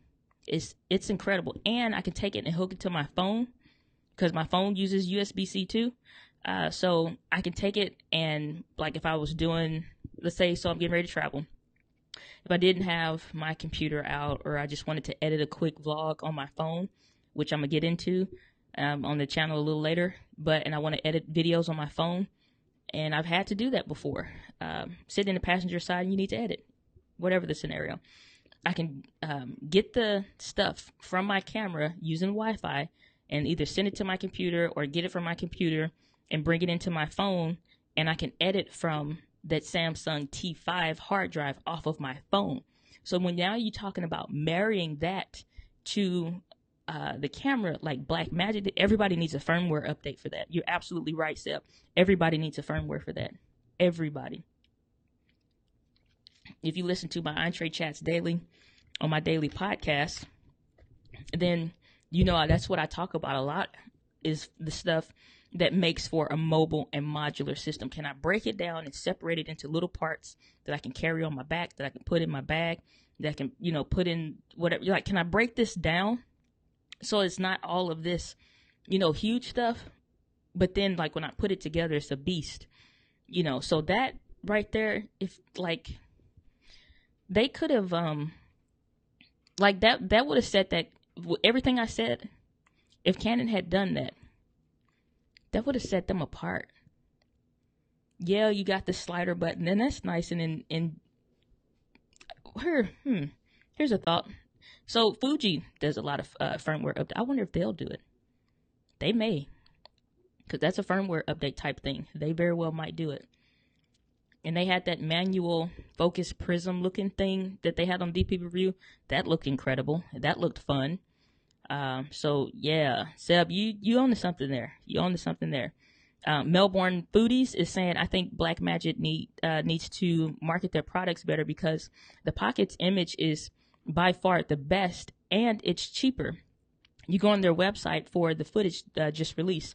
Yeah, that's what I was talking about earlier. Like they don't talk like it's in nobody's hands. As far as I know, it's not like, yeah, it's released on the website, but I'm subscribed to y'all. You know what I'm saying? Like, I'm subscribed to y'all. We talk. We're cool.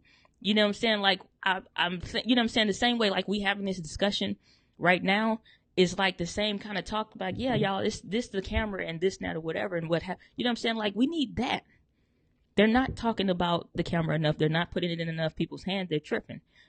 So Drew says, Diana, as you know, I love my M50, but I really think they could have put in-body image stabilization or IBIS in it, and also have the dual pixel autofocus in 4K. That is my disappointment, saying about the N50. Yes, because again, what Canon fails to realize is that if at a low price point I can trust this system to do little stuff, I want the bigger stuff. Nobody buys those Ram 1500 cars or trucks, the 25. Nobody. It's very few people that really need those cars or the trucks. I work with somebody. We work in a freaking office, and they're big bossing it, coming to work. You know what I'm saying? 20-inch rims. It's like ridiculous. You buy what you want when it's available. So if you're gonna say, you know what I'm saying? Well, it's just that we're not going to give you all of that. Y'all play too much. Like I said, go sit in the corner. Grown folks is talking. We talking about Fuji. We talking about Panasonic. Not you, Drew, but like Canon. It's like, go sit down. Go sit down and sit at the kiddie table, okay? So, you know what I'm saying? Like, yeah, it's like, give it to us. Because we'll pick a bunch of those out. We'll hand those out. Do some giveaways. I'd love to do a giveaway on the M50 or a G85. For real, I would love to.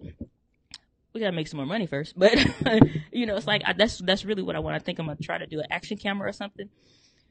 We'll see, but yeah, I'd love to give away a G85. You know what I'm saying? Like if the price point is right, you make it in money, you getting whatever, you getting the traction. If Blackmagic, even for them, do more marketing, like y'all are saying, like get this into more people's hands. Do the stuff that makes sense.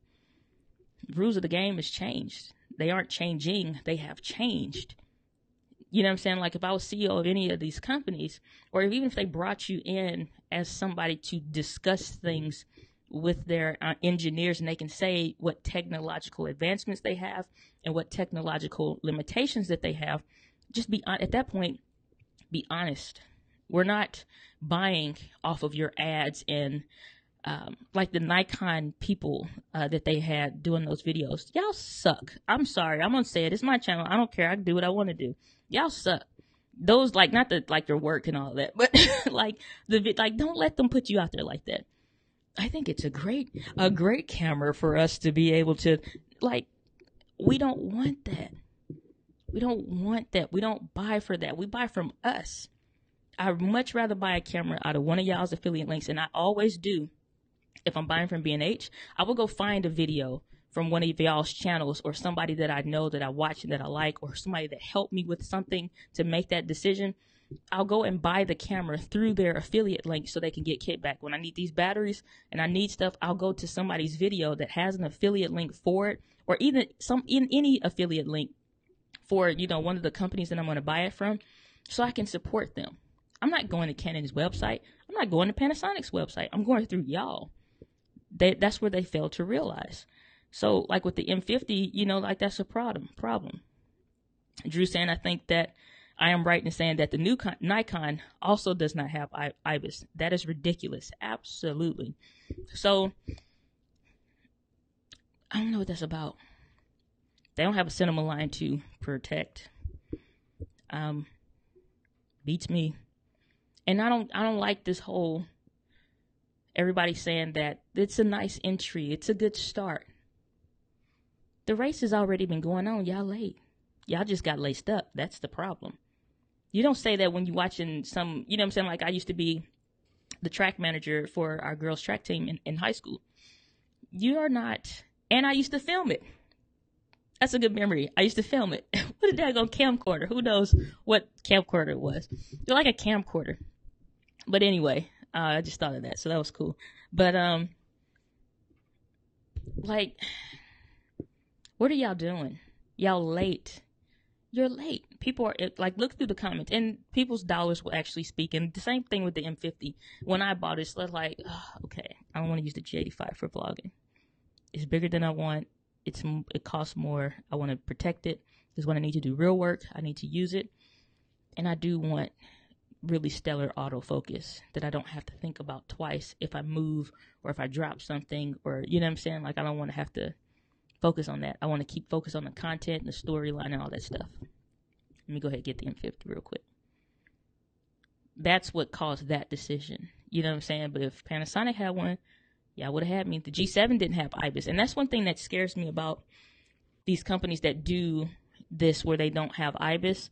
The G7 was a great little camera, but they ain't put even digital image stabilization in it. So this 20 millimeter lens that I really like from Panasonic, I did a video. I never released it because I had the G7. I was using the G85. I picked up the G7 to show y'all what I was like. I think that video was showing you my recording setup and breaking down what that's like and what like a shoot day looks like for me or whatever.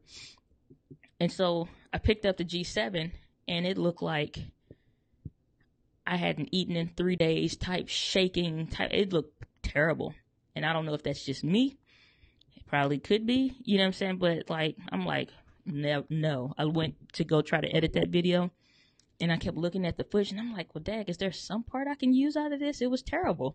You know what I'm saying? So it's just like, unless you're just going to always be locked off, I can't use the G7 for it. You know what I'm saying? People were saying, like, get that for vlogging. No, it looks terrible. There's no even a good digital. You know what I'm saying? So Panasonic may do a little something to, you know, bump that up. Who knows? But yeah, the fact that the new Nikon doesn't have that in-body image stabilization, that's a problem. What are y'all doing? You know, unless your digital is really, really good. But I think we're at that time now. Just do it. Just like the headphone jack. We're at that time now. Just do it. Prior to 2017, at NAB 2017, Canon wasn't doing dual pixel autofocus in all their cameras. That was a problem. Now it's not even a thought. For a time, it was like, well, Canon doesn't do dual pixel autofocus in all their cameras. Now they do. It's not even a thought. It's not even something to worry about. Now it is with them like, well, if you're going to do 4K, let's turn that off. So they find something else to play with. But now it's like, oh, Canon doesn't do 4K. But now they're starting to, but they're like, okay, turn the dual pixel off. So it'll be like 5 more years before we get 4K that's good, that maybe not is cropped as much, and that has the thing on it, in 10 years before we get IBIS. So, Seb, you're saying I need to restructure Ricoh and Pentax with all these ideas. Just bring me into the boardroom, man. Give me one check. Give me one check. For real. Like, and I thought about that too. Like, you got all these other brands like Pentax, like, because Pentax have released a camera and they have a really loyal following. Olympus even, they could wake some stuff back up. They're good with like travelers and stuff like that. People really like those cameras. They got time. This video is public. It's free. This isn't a mastermind session.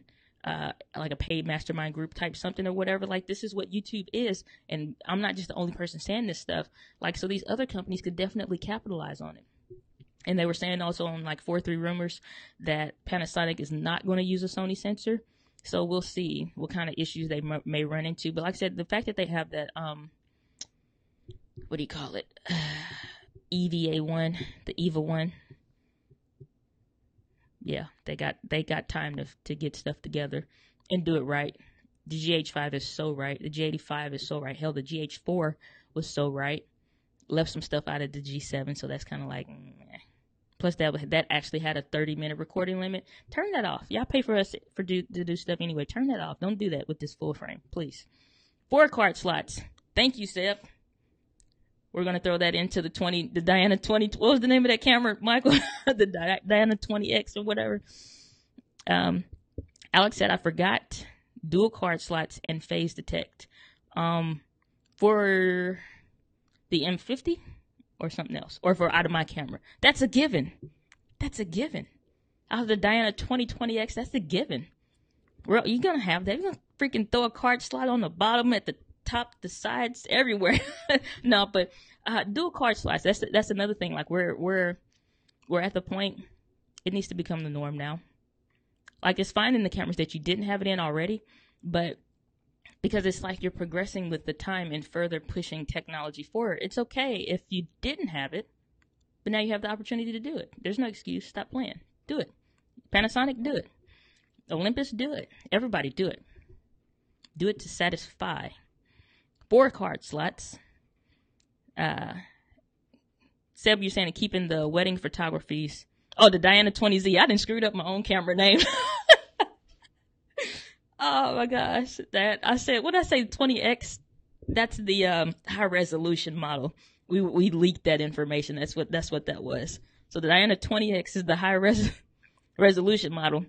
Diana 2020Z was the one we were talking about. So yeah, I got a camera leak today. So all right. So Seb, you're saying they're keeping the wedding photographers happy. They need to. Let's see. So I guess I got kind of lost in the comments. Let me see here. Let me catch up. So Seb, you're saying you're gunning for a Z6. Nikons feel good in the hands too. I've heard that. I've never, I take that, but I've held like one older Nikon.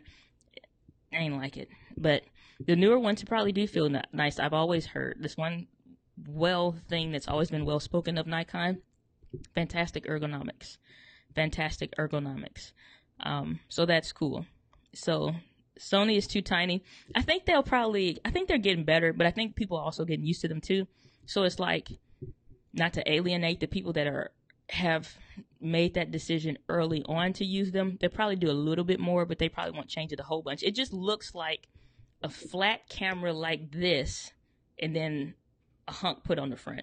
Like they just glued it on there. That's what the APS-C lineup for Sony looks like. And that's why it feels weird. It's like, it's not really rounded on the edge. Do it right. Get some sandpaper and smooth that out. Do something. Goodness. So they got to do something. So Melbourne Foodie saying, you're so cool. Well, thank you. You're cool too. I like having fun on the streams. So GH5 and some Rokinon Cine lenses.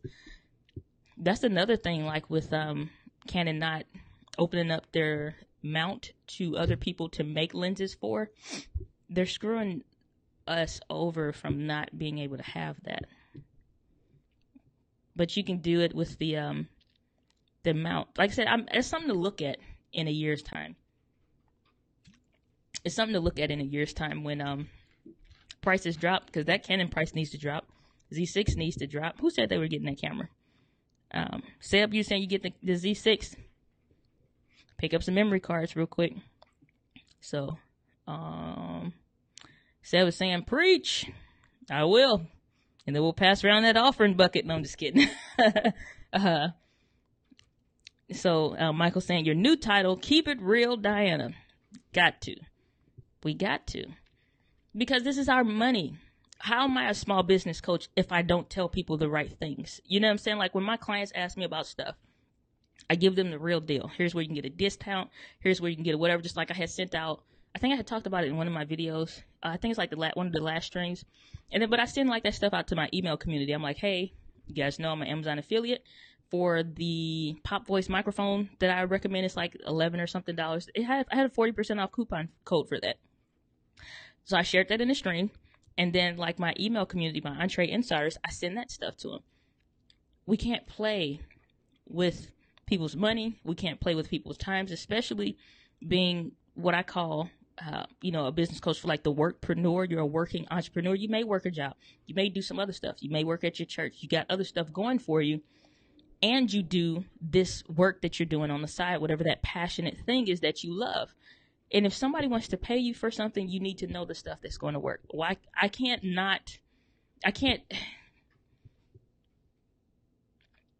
as they were saying, be a shill.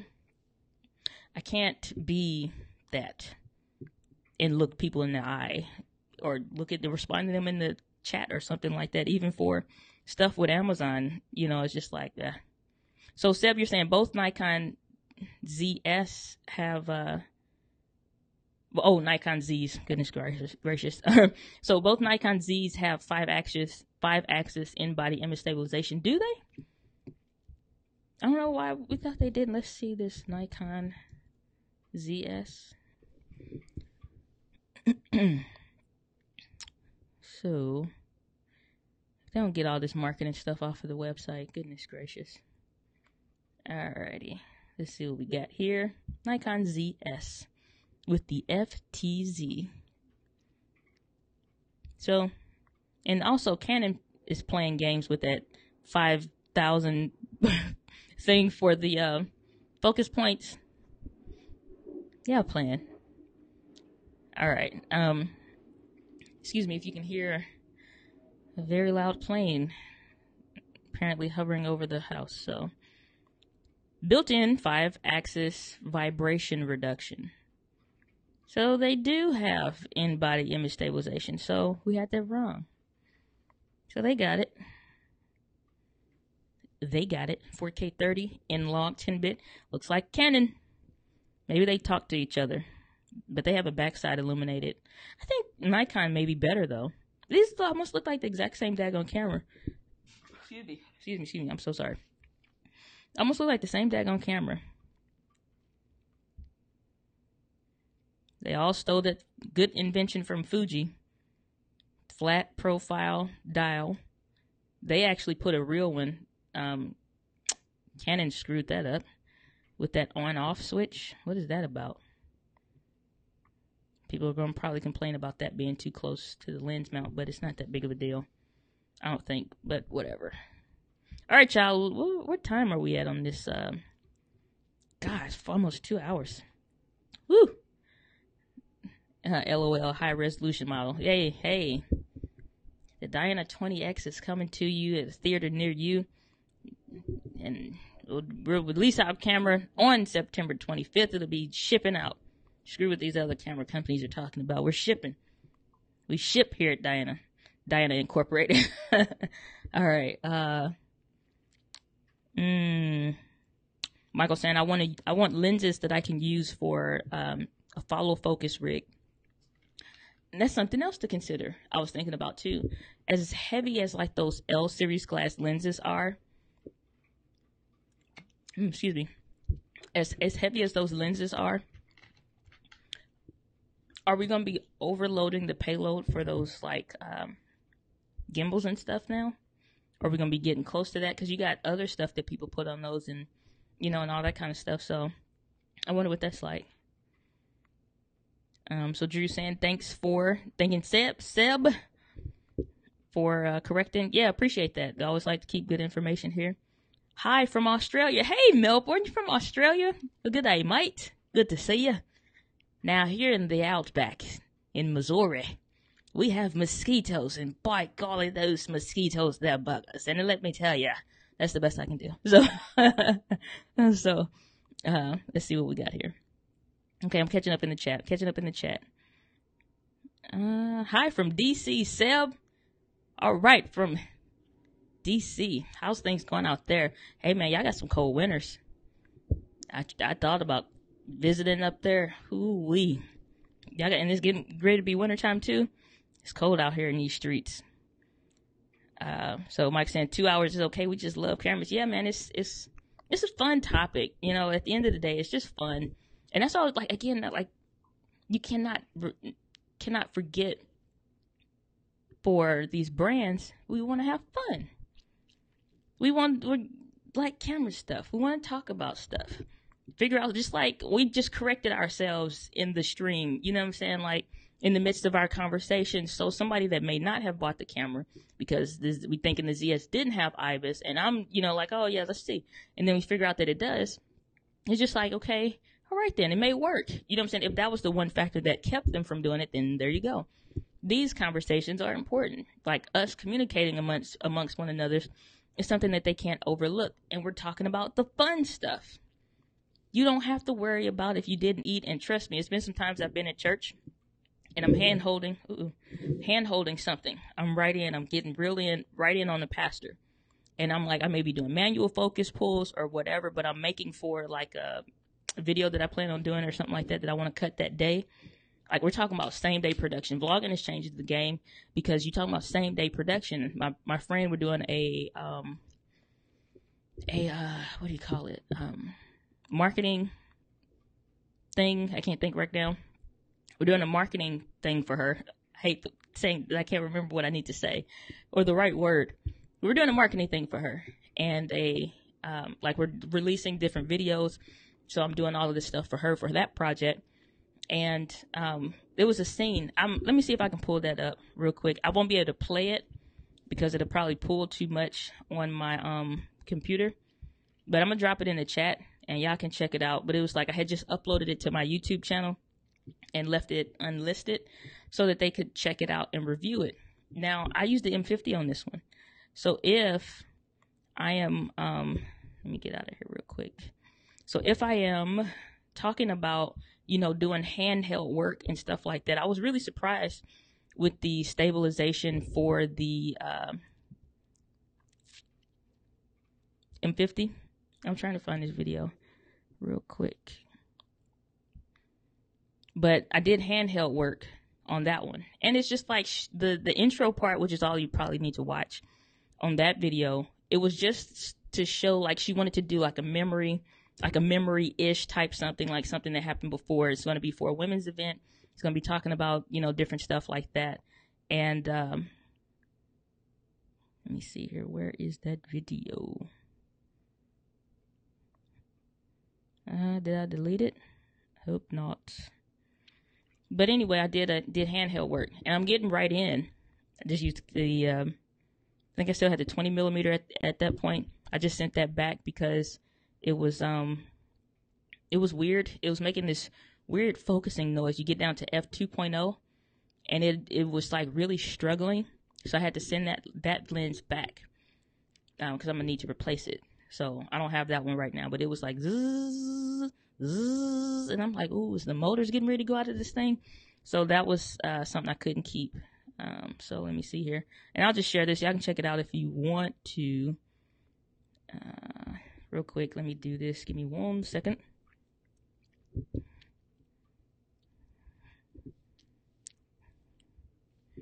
So in this video, she wanted to do the scene where, like I said, it's supposed to be like a memory kind of thing. So I pulled most of the color out outside of like a few accent colors.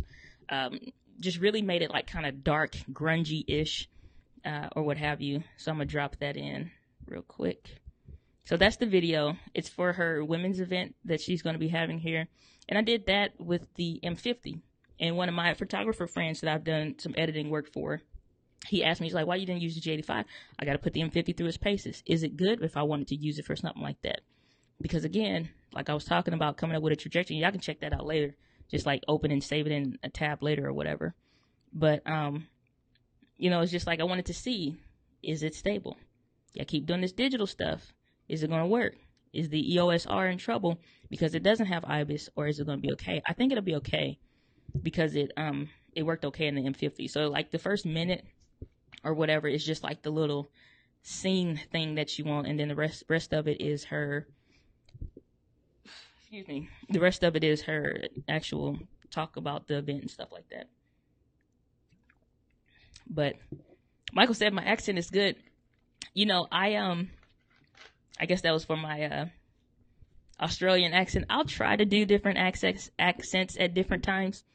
And I can still hear like my St. Louis lingo coming in. I can still hear my tonality in my voice. Like I can still hear it cutting through so it don't quite stay. And sometimes I'll try to do like an English accent and it'll fade off into Australian. So I screw it up. The only thing I can do right is a Jamaican one.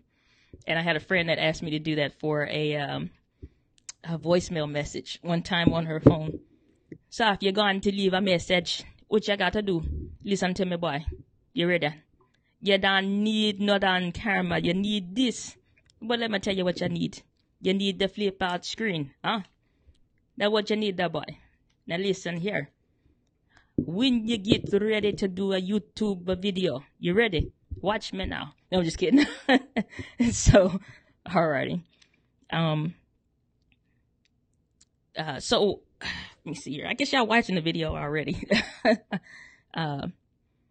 Let's see here. Hi from Toronto. Hello from Toronto.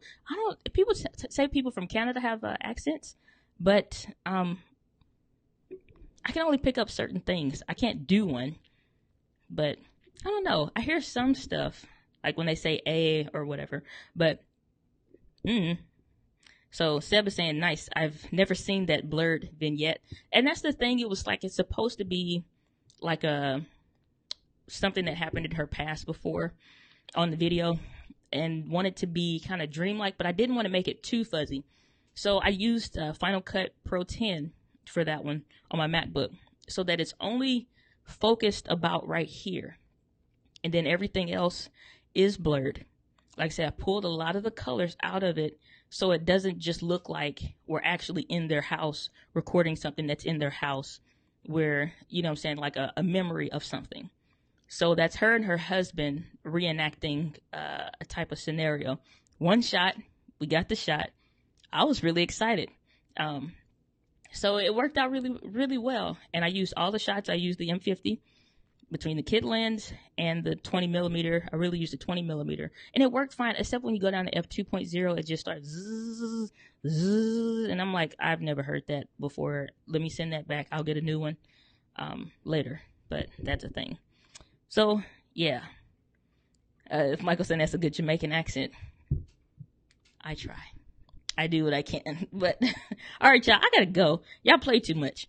It's been a great stream. I had a lot of fun here. If 8 o'clock works better, we can keep it at 8 o'clock, because I know people work and stuff like that, and that's 8 o'clock Central Standard Time. So I know a lot of people work and stuff like that, and in other time zones. If 8 o'clock Central Standard Time works better, if we're going to do these Friday live days, we can keep it at 8 o'clock. So I'll schedule whatever I'm going to talk about next week to be at 8. And that way it gives people time to get home from work or whatever. So thank you guys. Thank you, each and every one of you that watched the stream. If you hung out this long in the replay, you're welcome. I'm just kidding. But thanks for watching the stream. I love you guys. I appreciate you guys hanging out with me. 2 hours, longest stream I ever done on my channel. and had this many people. I can't wait. I really, really, really, really, really want to give away a camera at some point. We need more work. We need to do more work. Got to work harder, work smarter. So, with that being said, my friends, it's been a joy, a plum pleasing pleasure to be able to chat with you all about one of the things I love, camera stuff. It's been awesome. I hope y'all stick around and check out the vlogs that I'll be doing from my secret trip. I'll be bringing some new tips and stuff like that, things I can share, and stuff like that from the trip. It's going on. Let's just say it's a business conference, okay? Big business conference. Got VIP tickets, so it's going to be a few $1 million in that VIP room. So I got a special journal to only take notes for this event, to specifically ask different questions, whether it's for my business, things that will also help drive our community deeper. It's going to get good, guys. It's going to get good. I subbed to you on 2 accounts. Oh, Seb, you the man or woman, whoever you are, you're the person. You're the person, Seb. Thanks, I appreciate that. Michael did too. Seb, Michael, you guys are the guys. You're the people. You're the people that I need. Appreciate you. Keep making great content. This was fun. I think so too. Drew, thanks, Dan. Hey, man, I appreciate you. I appreciate y'all so much. Give me a camera. Michael, you can sell that daggone smartphone that costs too much money. The G85. Good night. You know I'll be there. Hey, man, I appreciate y'all. But as always, my friends, truly my friends, live with passion. I'll see y'all on the next video. The M50 videos keep coming. So stick around for those, and anything else that we get uploaded to the channel. But take care, guys. Peace.